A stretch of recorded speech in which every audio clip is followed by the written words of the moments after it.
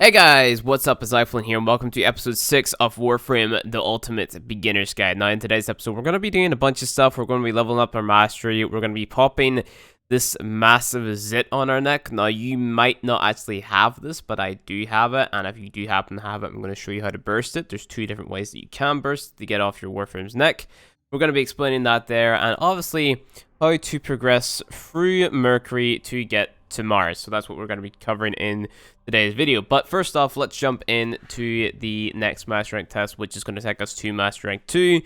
Pretty straightforward, actually. All we have to do for this one is jump around and kill things with, I think, the Lado. I'm not too sure. Can't really remember. But it's one of the ones where you just have to kill things, to be honest with you guys. So if you haven't got Master Rank 2 yet, all you have to do is take some weapons that you can buy from credits from the market, level them up to 30, keep on doing that there. It has to be different weapons every single time, so you guys should understand the general concept of mastery by now, just from completing missions and stuff. So we have our secondary weapon, and all we have to do is kill the bad guys, really. So you can do this by standing still, as long as you get the headshots and stuff, and you turn around fast enough, things like that there. So, I mean, there's nothing really else to this mastery test, to be completely honest with you. All I can really give you guys is tips for leveling your mastery. So complete all those blue flashing nodes, you know, level up your weapons on spy missions, because early game spy missions are usually the way to go. You get your lift relics. Make sure to do them undetected, because that way you have a chance to, you know, get your Ivara parts and stuff from there.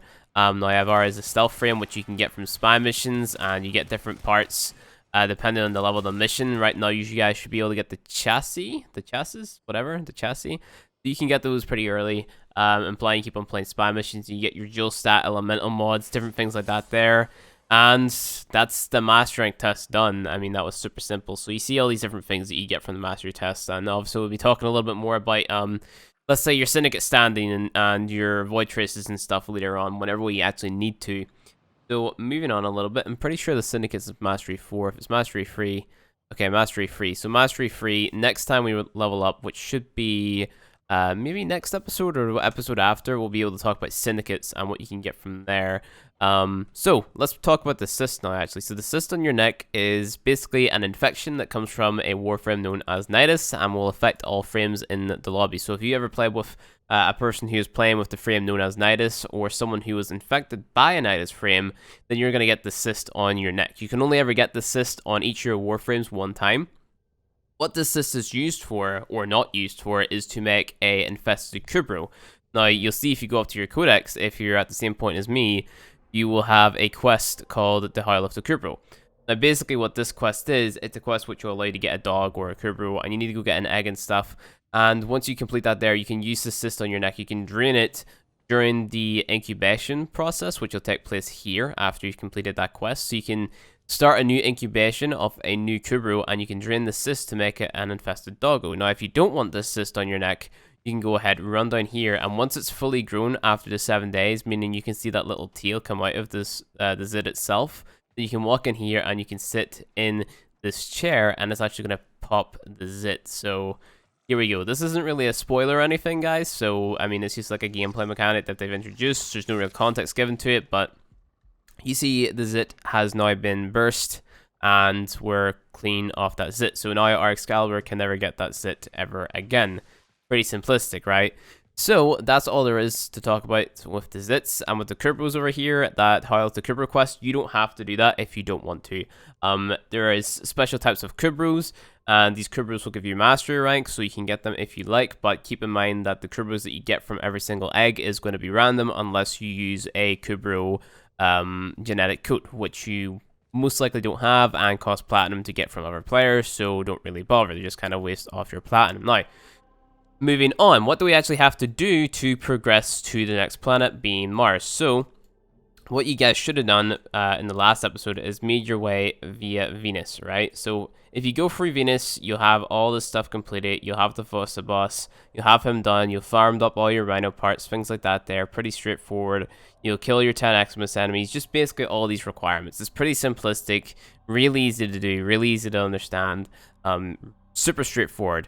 Now, if you're having any trouble with these here, again, let me know in the comment section. It should be in the video before the last video. The last video was explaining damage, and that was a 39-minute video. Again, I don't expect you guys to watch the entire thing of that, But if you do watch the entire thing, you'll have a much better understanding of how damage works within Warframe, and it'll be a lot better. Even though I will be explaining it as we go along anyway. But yeah, what you would have wanted to do is actually do the Mercury Junction. So we're just going to go ahead and do the Junction anyway. This should show you guys. I've already done it because I've had it recorded, but we're going to jump in here and do it anyway, just to show you guys what you actually have to do. So you run up here, press it, jump in front of the guy, press 2, bring out his Ultra Blade, press E, and he's dead. Very simple, and that's all you should really be doing with every single junction, realistically. So you just sit here, you come up here, you press E or X or whatever your interacting button is, and then that'll be pretty easy, pretty good to go. And then once you've done that, you'll have access to Mercury. Now, moving on to Mercury, we go ahead and we sit down again. What you're going to have to do to move on to the next junction on Mars is you have to complete Susi and you have to complete the quest once a week. So that should be the last 2 requirements that you have on Earth to actually go through. So to do that, what you have to do is you have to start from here, make your way all the way up here to this spam mission called Susi up here, and then you'd have your once a week quest. Now to get to your once a week quest, you press this little X up here, and then it would be sitting right here, once a week quest, then you jump out of your tab, jump out your navigation, go into your inbox, like so, and then you get the quest message right here. I think this is it here. So we have intercepted a partially decrypted, a disturbing Grineer communication. A Grineer doctor by the name of Tengus claims to have uncovered some sort of new bioweapon. We have a few details, but the message originated out of M Prime. So basically, you go to M Prime, you do the quest. I have footage and all of the quest, but the quest is super straightforward anyway. And as you progress through the quest, you get all these different mods. This one being Molten Impact. Now this is a fire mod for your melee weapon, which you're going to want to throw on because that will allow you to deal more damage versus the infested enemies, which you're going to be coming across in this quest.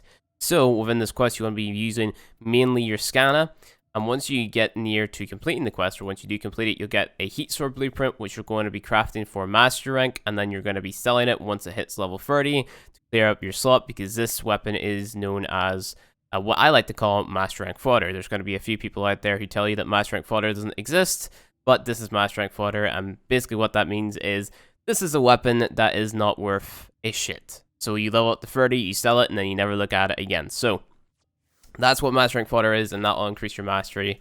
And yeah, a lot of the weapons at the start of the game are master rank fodder, with the exception of a few which you can make good, but obviously there's going to be better alternatives out there. Like for example, let's say the Boltor right here. It is a super good weapon, and we're actually going to go ahead and craft that now.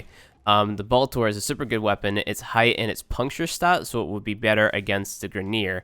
The Gorgon, that's a weapon that you get from, you know, just killing the heavy gunners, I guess. So it's not that good of a weapon. I would call this master rank fodder because there's better versions of it out there. Same with the Boltor, really. But the thing with the Boltor is you can use that to make another melee weapon later on called the Boltace. It's like a big tonfa thing that you put in your back, and you need a Boltor actually to craft those, as well as a weapon called the Cronin. And you also have all your Rhino parts to go ahead and start crafting as well. So if you have the credits to do so, go ahead, start crafting all of your Rhino components. Obviously, we need to get plasted, so we'll progress on and we'll get those plasted later as well. But really, any weapons and stuff that you can craft, start doing it. You also notice I have a little bit of prime parts here. The reason I have prime parts is I was probably running some relic missions with friends or something on this account just to progress it a little bit forward. I don't know if we necessarily had to run any relic missions, so let me see. I don't think we did actually, but I ran them anyway just to get a few things in preparation for future episodes. So don't worry too much about the prime stuff. I will be covering it in the video.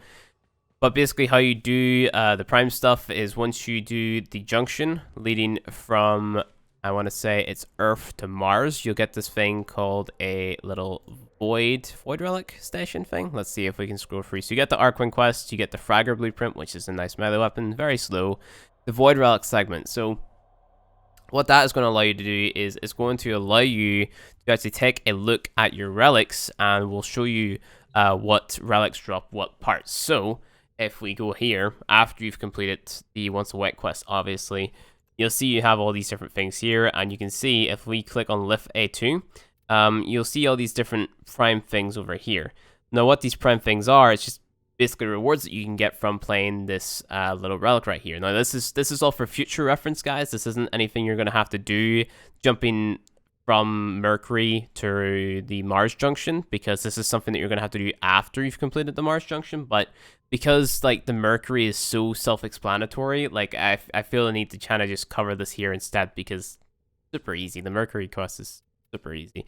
So moving on, we have the Valkyrie Prime Blueprint, Lex Prime Borrow, Forma Blueprint. Forma is a blueprint that is super important and you're going to need tons of, and I mean tons of. So anytime you get like a Forma Blueprint, unless there's something which is super rare, like let's say here silver or gold, take the Forma Blueprint. 9 times out of 10 you want to take the Forma Blueprint if you come up like with 2 bronze things, unless someone tells you otherwise that the bronze thing there is rare, like it's going to be vaulted soon or something.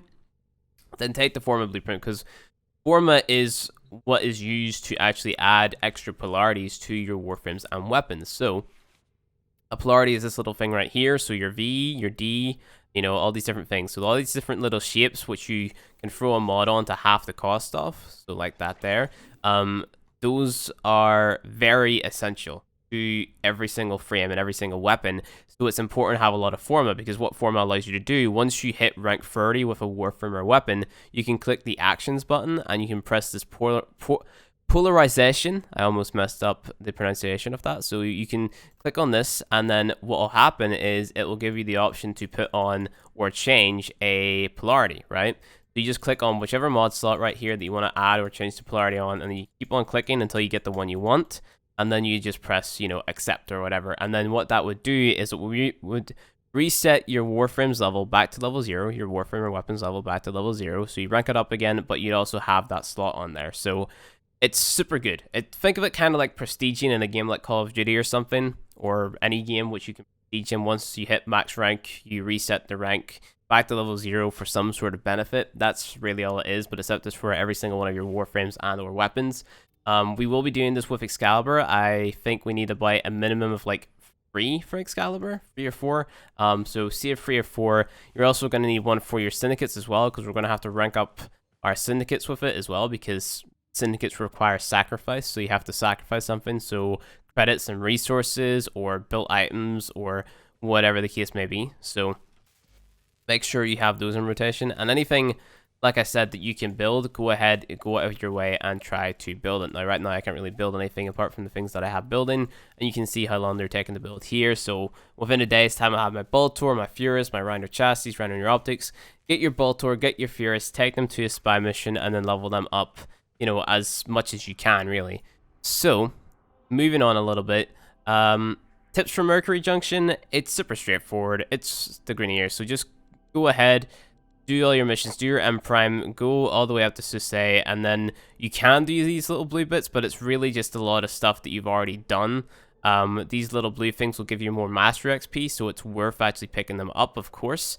This here is also the 4 boss fight, which you can farm at the Seer and the Chronos off. So the Seer is a pistol, which has a lot of zoom and okay damage for the start of the game, and the Chronos is just another sword. So it will take multiple attempts to get all the parts, because I believe for the Seer you need the blueprint, the receiver, and the barrel, and then for the Chronos you just need the blueprint and then a couple more items to craft. This is a nice place to farm Morphics early. If you're lacking in your Morphics, you can come here, kill Vor, and he has a very high drop chance of dropping Morphics, which is a resource which you may need. So yep, he's a pretty cool guy to come here and fight. Obviously, make sure you have your Rhino stuff farmed up, and make sure also that you are doing your alerts. So, not alerts, sorry, your invasions. So, invasions is the little fist up here.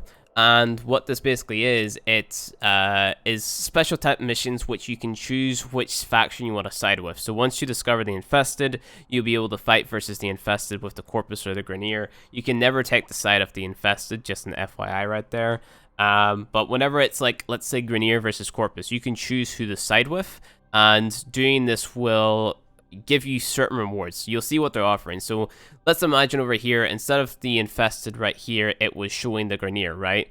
And the Corpus over here, we're offering a Field Drone. Now, a Field Drone is a rare resource which you usually have to craft, but doing these invasions, the Corpus or the Grenier will just give you their sort of rare resource in quotation marks, which you'll need for whenever you join a clan. Now, you will have to join a clan because the clan weapons are far more superior to some of the weapons in the market. Obviously, then you have a step up, you have your prime weapons and stuff like that there, but we'll talk about that later, like I said.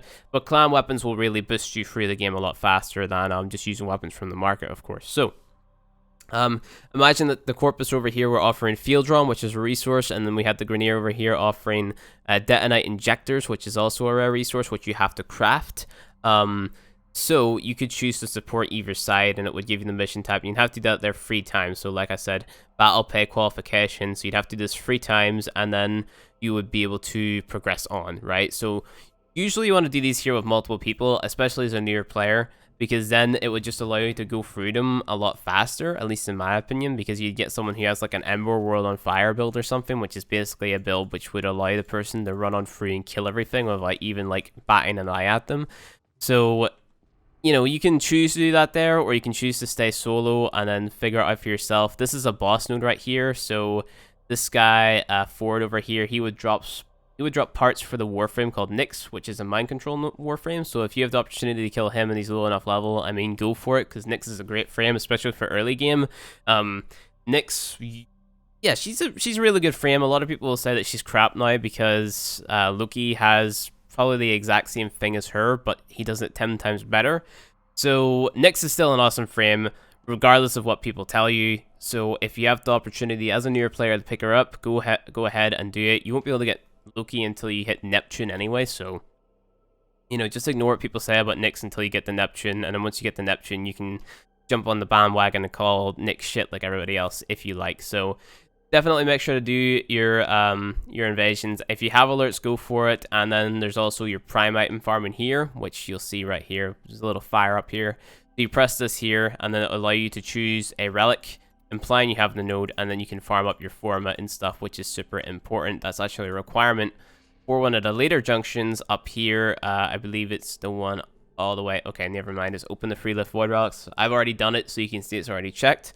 So you have to open 3 of these missions. So play this mission right here, or whichever one it is. Play it 3 times, and then you should be good to go. So just open 3 void relics. Go here, open 3 of them. Make sure that you choose one with forma and get forma, and then we'll talk about building forma and stuff in the next episode, because it's super important.